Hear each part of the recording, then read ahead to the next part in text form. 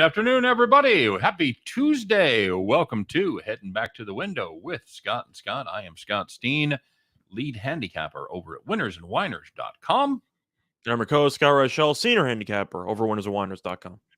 And together, we do this every single day, 3 p.m. Eastern, 2 p.m. Central Time, as Scott and I once again attempt to head back to the window. Scott, how'd your day go yesterday? Some of Overall, that bonus football? It was okay. I had the unders in both games because why wouldn't you have the under in both games? So that worked out well. As for the play that I gave out, unfortunately, Old Dominion didn't get there. Had the opening kickoff return touchdown, did nothing offensively for pretty much the entire game, and yet a shot there. And then the wide receiver, of course, fumbled it into the end zone, which would have been a free 7 points for Old Dominion. Tulsa got the ball back, went 75 yards, and it was kind of over from there. Brutal. Yeah, just ridiculous on that one. JC Stone is checking in. Just wanted to let us know he turned off President Biden to watch us. Priorities. Absolutely. We appreciate it, too. I was so focused on the show, I didn't even know Biden was speaking. That's how focused I am right now. I knew he was talking. I didn't know what time it was. I kind of read a preview of his remarks. It's all about the virus and home testing and get the vaccine. And, I think we've heard it before. T-Train's in the house. It's not only Tuesday, it's an Ooey Pooey Tuesday. And that is indeed one of the happiest days around all of Bettingdom, if you are an Ooey Pooey under backer, as they go up against Les Teeth, Moorhead State tonight, Scott. So should be a fun game there. It depends how you define fun. It's fun if you bet on Moorhead and they cover, but I don't plan on watching that game. No. Oh, there'll be too much bad football to watch, buddy. Bryce Multane is in the house. He's getting right to it, buddy. Wants to know about Iona and the over 141.5 tonight. Where are the Gales playing tonight? But I don't know. I looked at that. Well, Iona in general has been a pretty interesting team. Of course, they pulled off that upset against Alabama. They've been looking pretty good under Pitino. Defensively, pretty solid team there, but they have the occasional offensive outburst, so you have to kind of look at their matchups. But they are facing off against Delaware in this game here. And Iona, to go through the last couple of games offensively, though, scored 83 against Kansas, 78 against Marist, 80 against Rider, and 91 against Yale. So the team has been playing better offensively lately. You're looking at Delaware. This team can score 2. Last couple of games, though, have really not been that high scoring. They scored 94 last game against a non-D1 school, so you can kind of throw that out. But scored 78 against Lafayette, 70 against UMBC, 59 against Delaware State, which is a pretty weird performance there, 75 against LIU. The way I'm looking at the game, if I'm going to bet anything, I think that Iona's probably the way to go, just because I think they are the much more talented team. The over's a bit tricky because Iona's been scoring more lately, but Delaware's offense has really not been great against D1 teams for about the past 2 weeks or so. So I'm a little bit hesitant on the over, but I do think Iona should get the job done. You? Yeah, if I'm going to play a total, I'm not going to play the under here. But you look at Delaware playing against pretty good D1 schools. Oakland, they give up 81. Fordham, they give up 71. 68 to App State ain't a great look because App State really doesn't score that much against anybody. 93 against Davidson, so they do have the capability of certainly giving up some points. I think Iona puts up 75 plus in this one. The question is, how much of a contribution do you think you're going to get from the Blue Hens? I think. Well, that's the point. You mentioned 75. If Iona scores less than 80, or if they score 75, I'm not sure you get there because that would imply Delaware scoring 66, 67. I'm not sure they're going to get to 67. So right. I do think Iona probably needs to go for 78 to 80, which could happen. But I do think Iona has a pretty good chance to win this game or to cover this game instead of just betting the over because Delaware offensively has really not been great for the last couple of weeks. Absolutely true. Sebastian A's in the house says howdy and good afternoon. And howdy to you, Sebastian, as well. Brad Crawford lamenting with us on the ODU wide receiver fumble. You saw it coming. The cover, but the over as well. Yeah. You saw it coming, though, because he catches it, and you could tell that he's slowly walking into the end zone. He's not really showing much urgency. And you see the guy just right behind him, and you're like, he's definitely going to fumble this ball. And yeah, it's like, yep, he fumbled the ball. T-Train wants to know where Brown's backer is at. Yeah, drinking. Brutal. I'm just that's just shot through the heart when it's your team, man. Iowa State minus 49. Hey, what happened with the big spreads? Who got there last night, Scott? I ended up not looking at it. It was 2 out of 3, but the one that didn't cover was actually Purdue. 2 out of 3. I saw Purdue won by 20. I did see that one. Yep. Purdue didn't get there. Baylor did, and Gonzaga did. Would they have got there with the 6 points? I think they got there entirely. Okay. That was a bloodbath in both the Gonzaga and the Baylor games. Brad Crawford says, don't look now, but the Timberwolves are rolling. Healthy again, 5-0, last 5 against the number. Like them tonight in Dallas, where everybody's beat up right now. I don't hate that. It's a little tricky because that's another one of those COVID games where you have no Anthony Edwards, you have no just a decent amount of players from really both sides. Doncic is still injured, not COVID related, but I do think that Minnesota has been a pretty solid just betting darling for the last couple of weeks, and Dallas without Doncic is not a good basketball team at all. No. So I don't mind it, but I do think anytime you're gambling on a shorthanded team to beat another shorthanded team, don't be surprised if it doesn't work out. But I still like Towns. Porzingis might not play either tonight, and if Porzingis is out, I don't know who's supposed to guard Towns. But they still have D'Angelo Russell. Right. They still got some pieces. I like Minnesota in that game too. I'm with you. Maxi Kleber out as well. Good rotation piece there. John talking about Iowa State against Chicago State, favored by 28. He thinks they'll win by 40. I don't mind that. The only issue I have, I guess, is the fact that Iowa State really didn't look that great against Jackson State. Now, Jackson State we talked about as a farm play about a week ago. They're very good against the number. The issue is Iowa State scored, I think it was 47 points in that game. So I'm a bit concerned that they're just not going to be fully focused to win that game in blowout fashion. I like the under because Iowa State's a really good defensive team. We know Chicago State can't score. I think it's a good recipe for an under because Chicago State might score 50 in this game, maybe even less. That total seems a little bit high to me. Yeah, they play very good defense as well. Sebastian A. looking at the UTSA tonight in their bowl game, in the famous that's the Tropical Smoothie Cafe Frisco Bowl, Scott. I know you and I did the preview on that. Just a quick synopsis. If you didn't watch the video, we both liked UTSA. They're catching the points as well. We were split on the total. I like the over. Scott liked the under. So, by the way, quick announcement here: Browns backer still alive. So, congrats on making it through the night. He's in the house, man. We were all feeling for you, buddy. We were all feeling for you. Although T-Train took a muffled shot across the bow as he said he felt sorry for Cleveland as much as you can feel sorry for Cleveland. So, I know, right? Even in being a nice guy, you kind of got to stick the knife in there just a little bit. So let's get to it, Scott. A lot to talk about. We got, of course, NFL coming up here later today, sort of, I guess. But let's get rolling with the people that didn't have such a great day yesterday. Let's start it off as we always do with you know who you are. You got to pick up the phone. You got ripped off. Your wide receiver was running for the end zone and got the ball knocked out of his hands. Holy shit, I've been running so good lately. Ugh, God, sarcasm. Hey, man, let's call the cops, okay? All right, guys. Well, we're going to start off. You know what? It doesn't even matter where we start off. It's just taking it in the shorts as everybody. It's the NBA, folks. If you had the Kings plus 14.5 against the Warriors, they trailed by just 5 after the third quarter. Guys, keep it within single digits the fourth quarter. That's all you got to do. Nope, couldn't do it. They Kingsed it out. Outscored 29-19 fourth quarter. Lose by 15. You had Kings plus 14.5. Yeesh. Call the cops.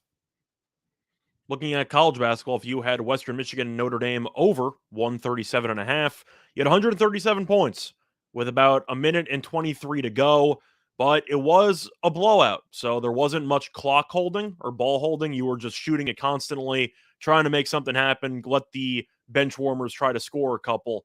They didn't. You had 0 points for the rest of the game. The game landed 137. Ugh.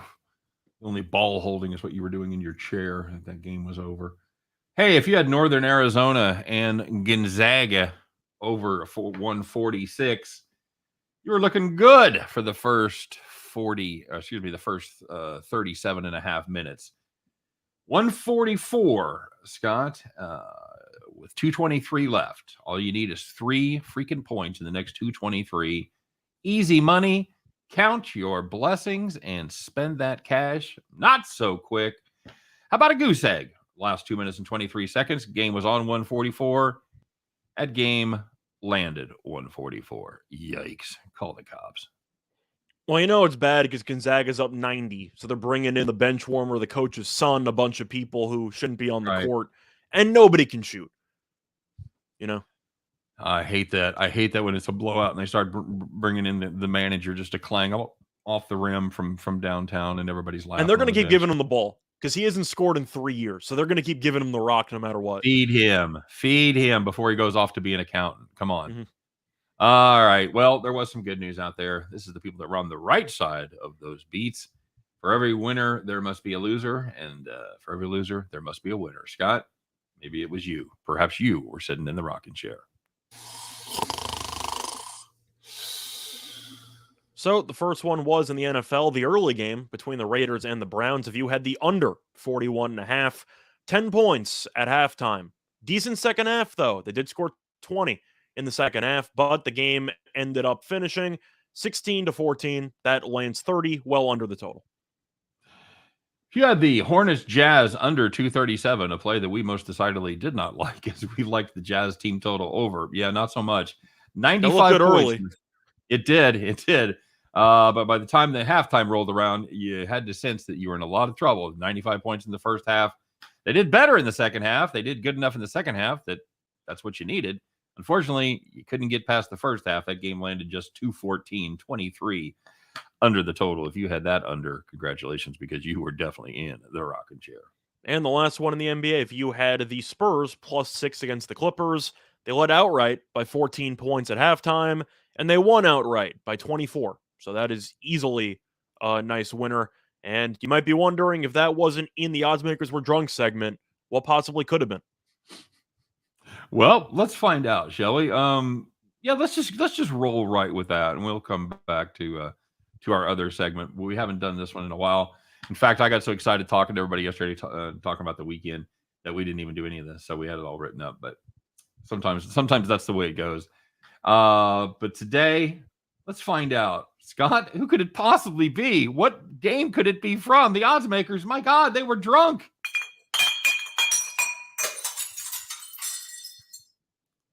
Go ahead, sir.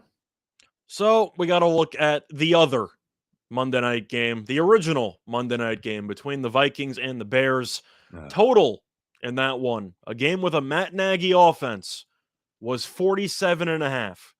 You had primetime Kirk Cousins against Matt Nagy, and the total was 47.5.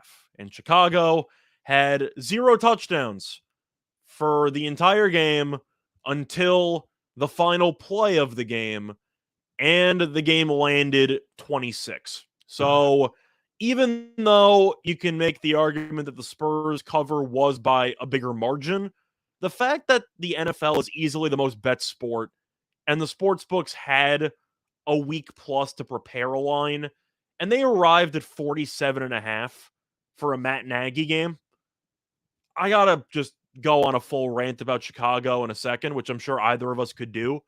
That was a terrible line by the sports books. If you had the under in any capacity, that was just easy. Yep. Absolutely true. Oh God, it hurt my eyes to watch that game. Really, both those games. You know, the first game was good late. The second game was never good. It's just awful. I didn't watch much of the second game. I turned it on at, I believe it was the third quarter. Yeah. I saw about 7 straight punts and just said, all right, I'm out of here. I'll see you guys later. Not unexpected at all right there. Hey, quick reminder, guys, don't forget to give us the old thumbs up if you're watching us on the YouTube. Of course, subscribe to our channel as well and all that good stuff. And check out our buddy Chris King as he does his show Just Parlays right before us every day, 1:30 p.m. Eastern time right here on the Whiners Sports Betting Network.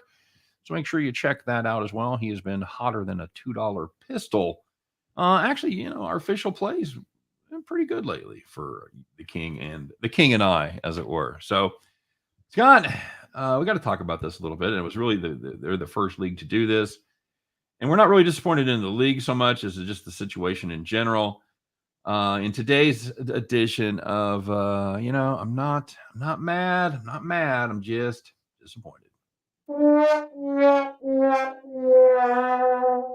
Well, Scott, the NHL, they decided to stop playing. Wonder who's sick tonight, and just kind of pulled the plug on the season before the Christmas break here. They're just going to take a couple of days off, let everybody reset, let the Omicron variant run its course, hopefully through the teams, and come back and fire at it after Christmas break. You agree with that move?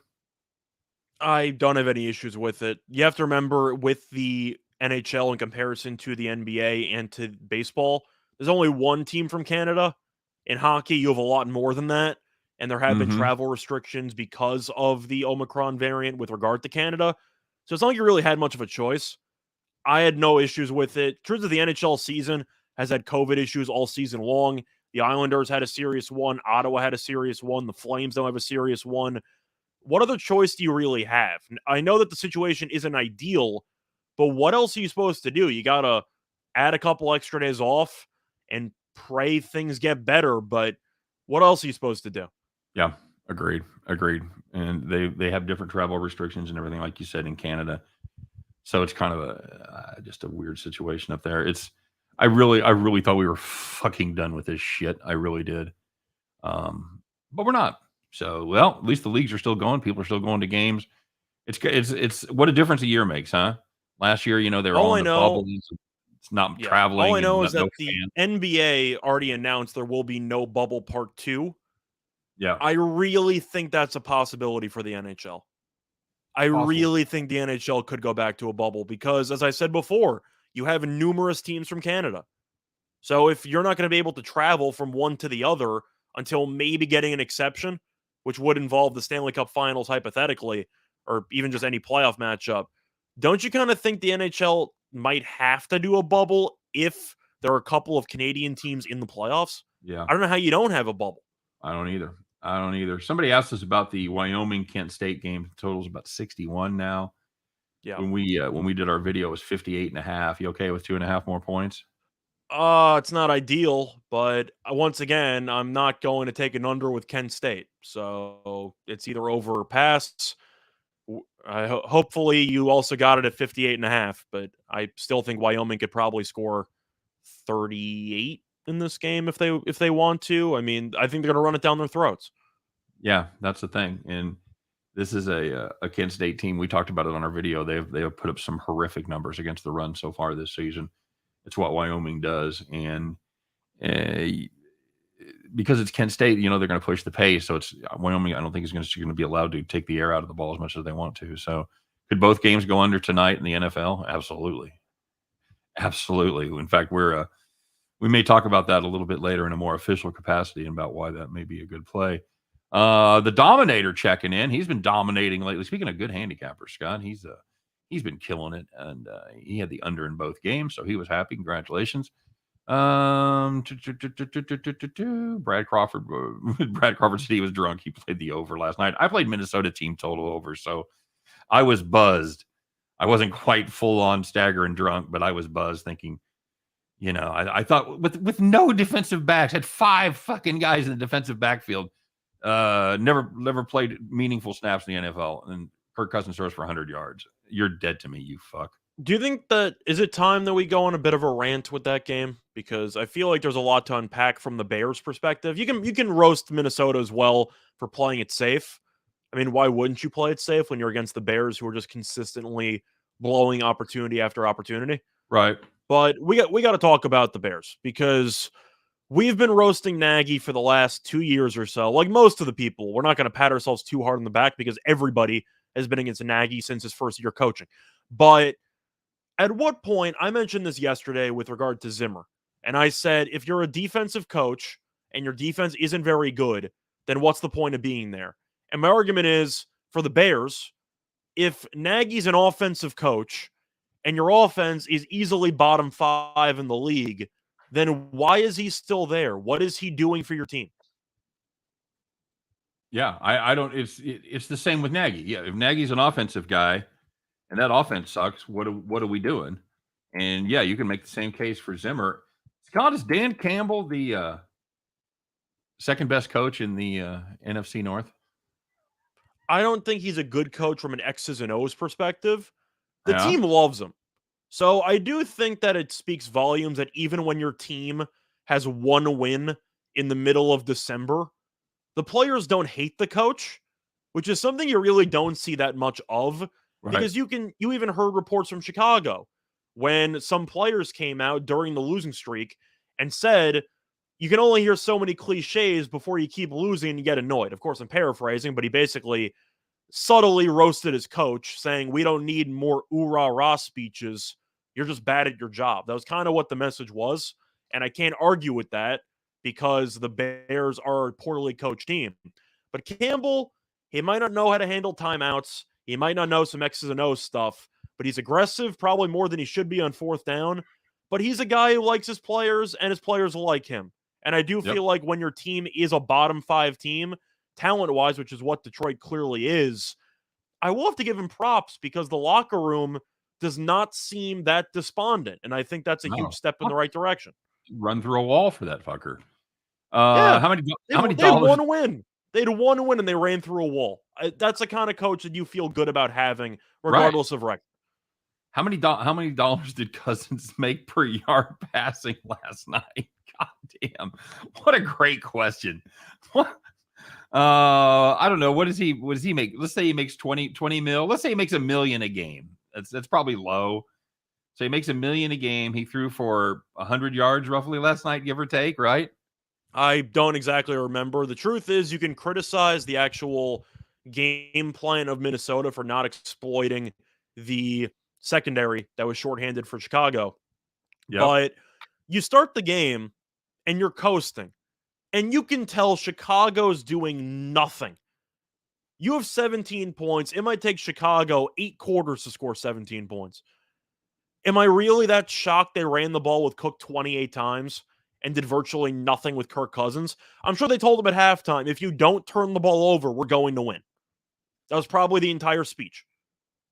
You know? As nearly as I can put together with my thumbnail, with my thumbnail math, I think he was getting somewhere around $11,000 a yard last night. Okay.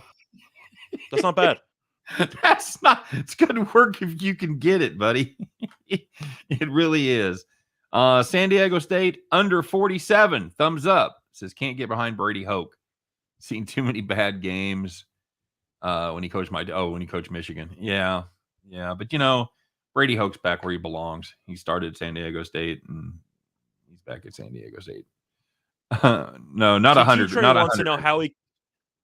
Well, still, if you want to know how you can make 11,000 for basically doing nothing, that's about. Let me do the math in my head here.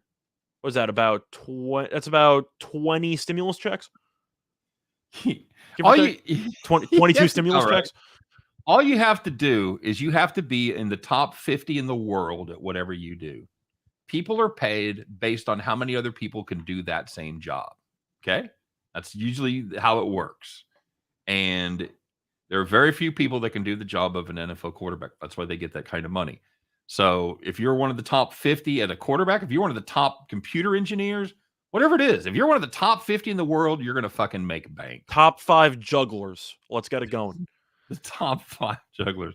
Yep, 11,474 yards. See, my thumbnail was pretty close. Yeah, There you go. I still want that job, even if it's not $100,000 a yard. Yeah, absolutely. Bears and Vikings game really killed my player props. Fuck. Yeah, if you had any kind of overage on player props there, except for Dalvin Cook, did he get home? He went under by half a yard. That's right. Oh, that's right. Somebody had that in the comment section. Oh, that's right. I forgot. I was going to put that in for. I was going to put that in for call the cops, but he was never actually over at any point.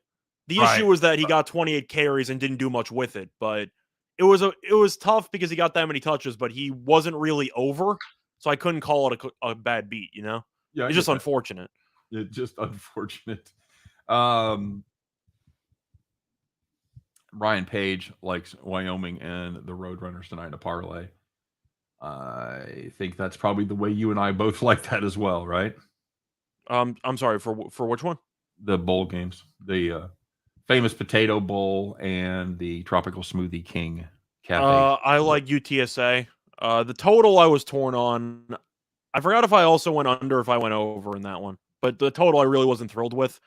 I like UTSA on the money line. I think they'll win the game. And I like Wyoming. Yep.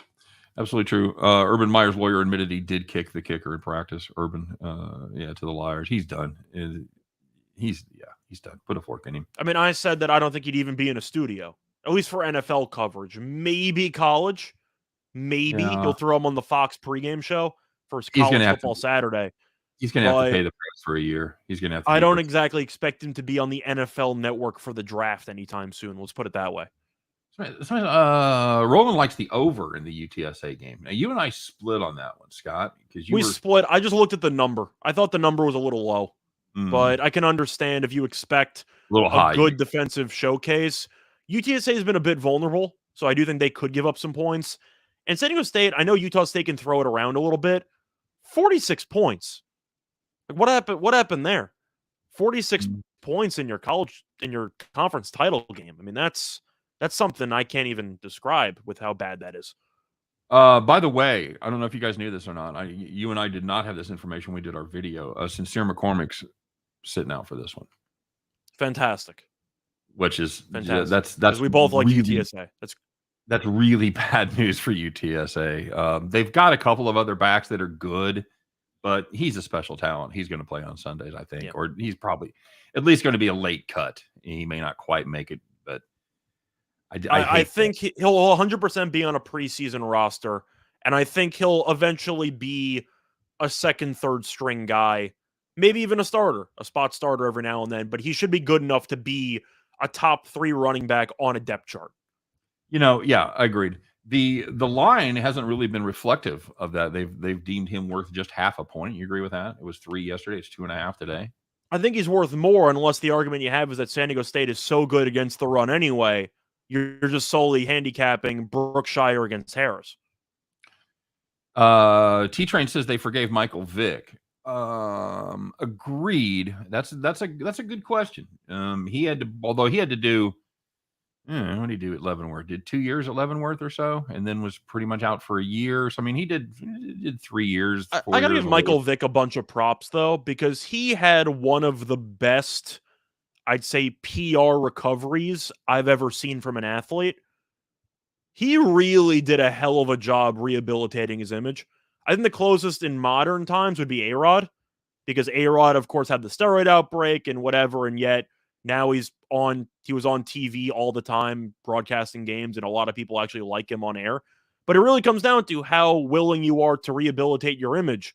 Do you really think Urban Meyer is going to be the kind of guy who's going to go on these public apology tours? No, we saw him even deny doing any wrongdoing in the first place. Yep, really. That's exactly right. Hey, Brad Crawford with some kind words said I could watch you guys all day long because you guys are respectful to your viewers.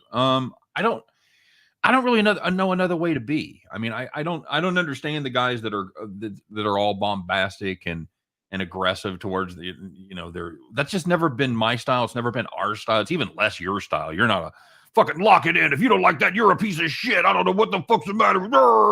That's just not our deal. This is. I got better use of my time. At the end of the day, we're making educated guesses. All right. We are two guys that are fortunate enough to be able to do this for a living, to have a lot of time to put into it. It's the only difference between us and you guys.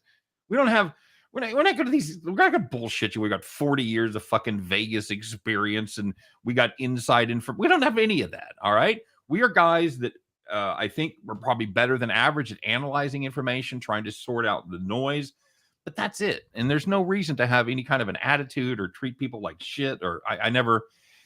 That comes from being a comic, Scott. When you do a show and maybe you're doing a Tuesday night at a bar somewhere in bumfuck Idaho or whatever, and 20 people show up, there's other comics that would give the people shit because it's a small crowd. And I never understood the concept of fucking insulting the people that showed up. Who you're really mad are all the empty chairs. So it's the same thing here. If you guys are nice enough to stop by and spend some of your time with us, the last thing we want to do is give you any kind of a negative experience. I think a lot of it also to do with the fact that I like to lead by example, and I feel like when it comes to gambling, being even keel is kind of half the battle in itself. Yes. Because sports betting, a lot of it can be research based, but such an underrated amount of being a profitable sports bettor involves how well you contain your emotions in this industry. Because we've seen, I'm sure all of us at some point have gone on tilt, either in poker, either in gambling, where you just lose some money, you start chasing, you get annoyed, you triple up your bet size when you shouldn't. And it's really just a sign of all the things you shouldn't do. The important thing is no matter what happens, stay the course, move on to the next day. And that's how I try to go about it. So even when I lose, I keep the same level of composure because you need to if you're going to survive in this business.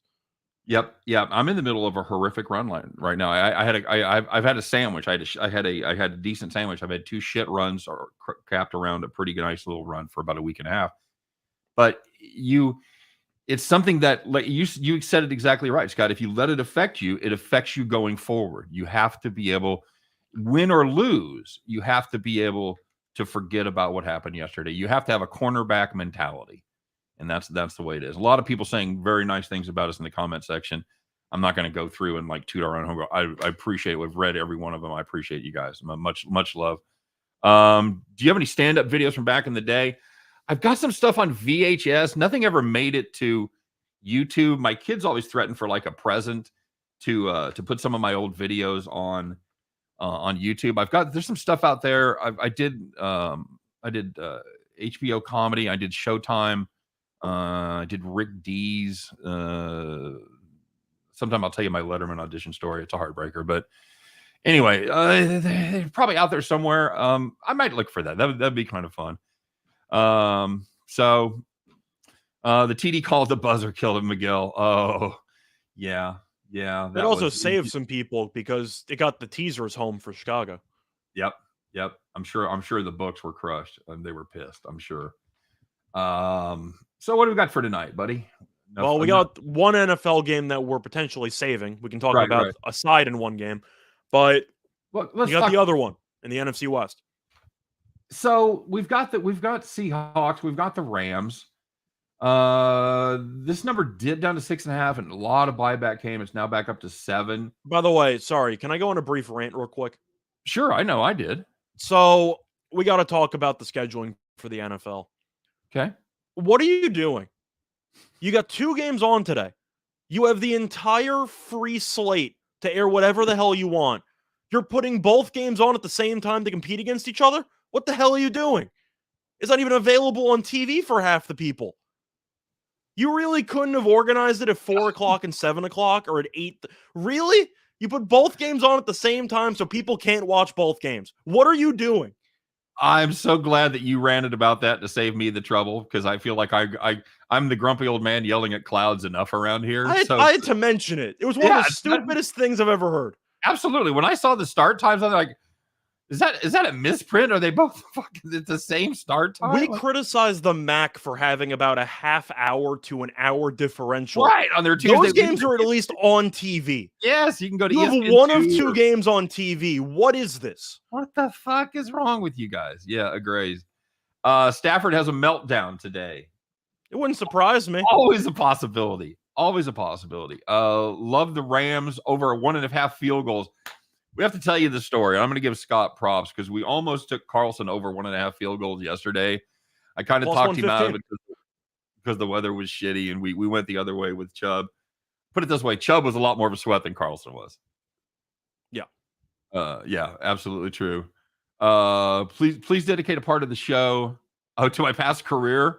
Yeah, sometime you missed the days about a year and a half, 2 years ago. My videos kept getting longer and longer when I was doing the deep 3. I put some 25, 30-minute daily picks out there. God bless you if you're around from those days and you are still fucking watching. If they really want to hear me ramble some more, I will put together some kind of special show when the bowls are over and talk about that stuff. Yep, Cash Carlson. Who is the Lancers in college? California Baptist. Right? I think so. Yeah.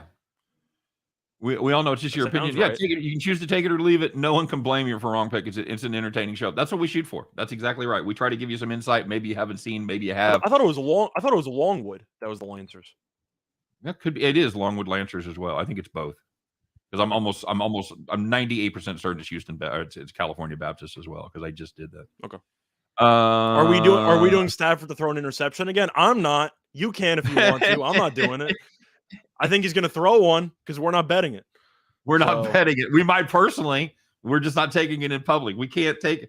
We talked about taking interception props yesterday. But it didn't. It didn't go. Thinking the Washington game will go over.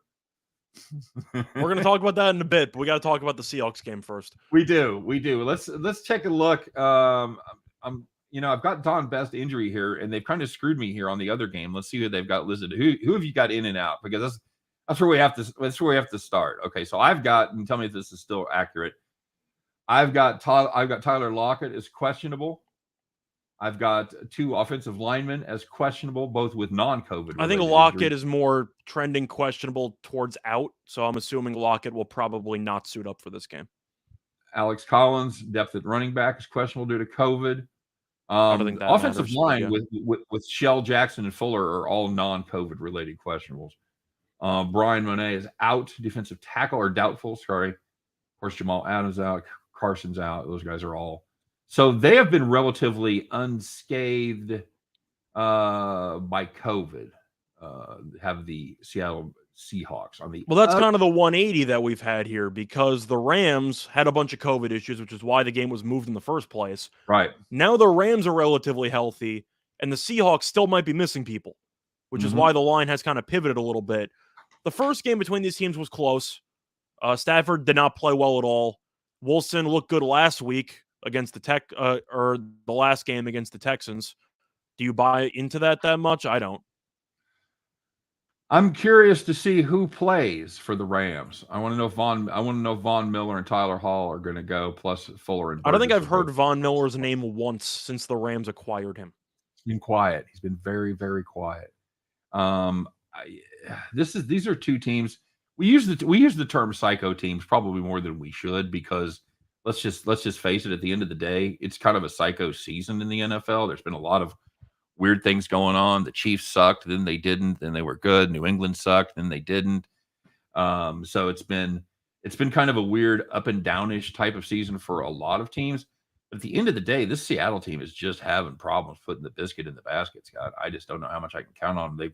They put up 33 against Houston, put up 30 against San Francisco.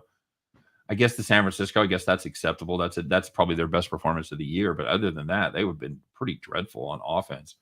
And the Rams played good defense the last 2 games. But I don't know what that means because they've struggled against any team with a pulse. So I'd like to play I'm looking at the under by default. I feel like I know. just based on what we've seen so far, I think you got to look at the under. But I am looking at a player prop potentially. I don't know if it's going to be posted or not in time for the game.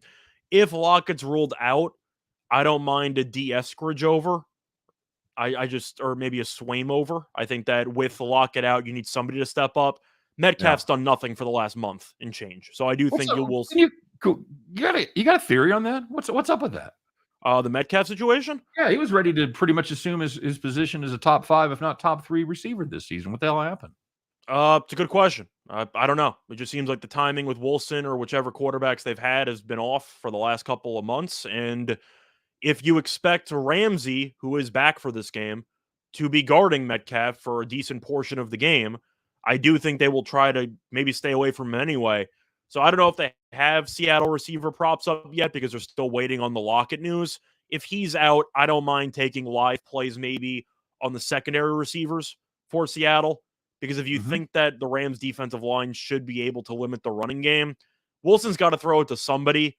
I still like Eskridge. I think he's pretty good. Swaim's made a couple of big catches. It might be low numbers. You might be able to get there just by a couple receptions, don't you think? Yeah. What about on the other side? You have any interest in playing cup props? I'm trying to see if It's BO very has them. tough to not enjoy cup props just because no matter what happens, he's always open.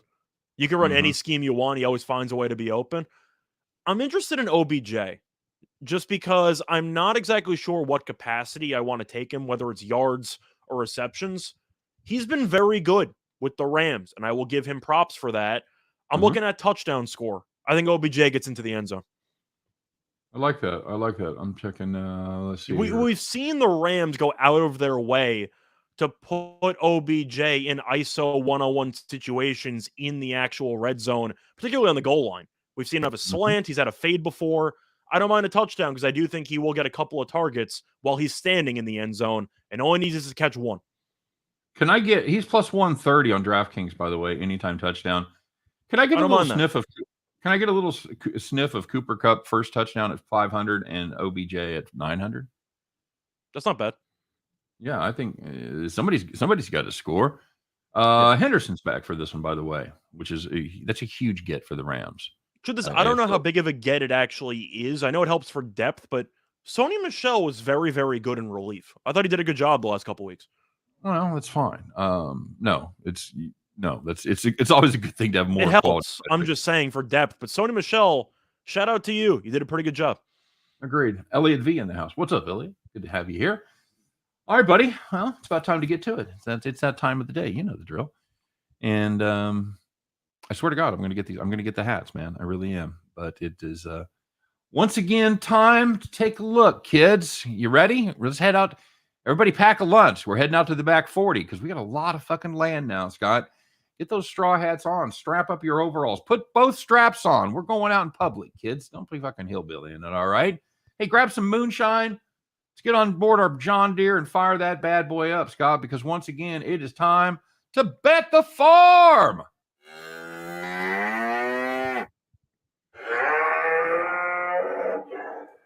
All right, Scott. I remember we had a farm play yesterday from one of those NFL games. How'd that work out for us? We ended up having Chubb over 80.5 rushing yards, and he finished in the 90s.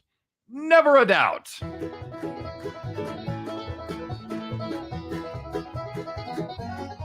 Yeehaw!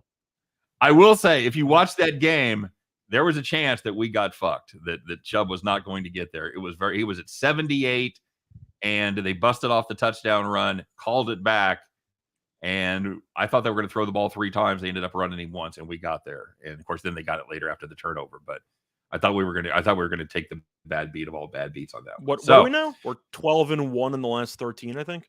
12-1 in the last 13. We had a 7-game winning streak when I went under mine, and then we lost, and then you took over, and you had a 5-game winning streak. So, yeah, not too shabby. So, buddy, what? No pressure, but what do you got fired up for tonight? So we mentioned one football game, but we left the other one for the end. It's the Washington football team and the Philadelphia Eagles. And we like another hideous game. We like the under 41 at minus 110 on DraftKings. Washington, some COVID quarterbacks, some COVID issues at quarterback. Heineke and Allen, not going to be available. Garrett Gilbert, Cowboys a legend. Garrett Gilbert is going to be starting in this game, and I expect to see a pretty similar game plan to what we saw with Cleveland yesterday, which is run the ball a lot. This quarterback's not very good. Let's try not to get him killed. So I expect them to potentially focus on setting up the ground game, letting Gibson cook. He'll probably eat up a decent amount of clock. But you're looking at the actual defense for Washington. This team's been good. They were awful defensively for the first couple of months, but Washington has allowed less than 22 points in 5 of its last 6 games. The only exception, it gave up 27 points against Dallas, but there was a fumble touchdown. So they only gave up 20 in that game to Dallas's offense. And of course, we cannot forget it's more midweek football, which means expect some hideous performances because I've ranted about it in the past, but I got to say it again. The concept of football every day during the week for the NFL is great. Sounds great. And then the game starts, and you realize that both teams are missing players. Everybody looks awful, and I expect to see more awful football. So for me, I'm expecting this game to finish somewhere around 23-13. We know Philly with Hurts back wants to run the ball a lot. I expect to see a lot of running clock, a lot of awful offensive possessions. Give me the under. Yeah, Sanders is back, and of course Hurts will run as well. I'm trying to think of all the Tuesday, even Wednesday games that we've had, if any of those have gone over the total. I certainly anecdotally can't remember any of them. I think we had one. I think the Bills Titans a couple years ago went over, but that was solely because the Titans scored like 40 points. Okay. All right. But it wasn't a good game. No. All right. Fair enough. Well, that's it. That's what we think is going to happen. It's going to be another hideous football game. We're sorry you're going to have to watch it, but at least you'll be paid off by getting to cash those tickets at the end of this one. So that's going to do it for our show for the Tuesday edition. By the way, make sure you check out all of our bowl videos. We're putting those out like mad. And it looks like our schedule for the week, we're going to do the Thursday show. We probably won't do a Friday show for 2 weeks. And then we'll fit the NFL show in there somewhere. So we won't have any Friday live heading back to the window. So you guys can have Christmas Eve and New Year's Eve to spend with the loved ones and get all your shit ready to go, and et cetera, et cetera. So anyway, that's going to do it for us. We appreciate you guys stopping by. Thanks for all the kind words, guys. We really, it really makes us feel good, and it really gives us a kind of a sense of purpose that we're like what we're doing here isn't in vain. So we appreciate you guys watching. Of course, don't forget to like, subscribe, all that stuff. And we'll see you tomorrow. You guys have a great day. Good luck on all of your plays. Of course, thanks for joining us this time. And stop back by tomorrow as Scott and I once again will attempt to head back to the window. Peace, everybody.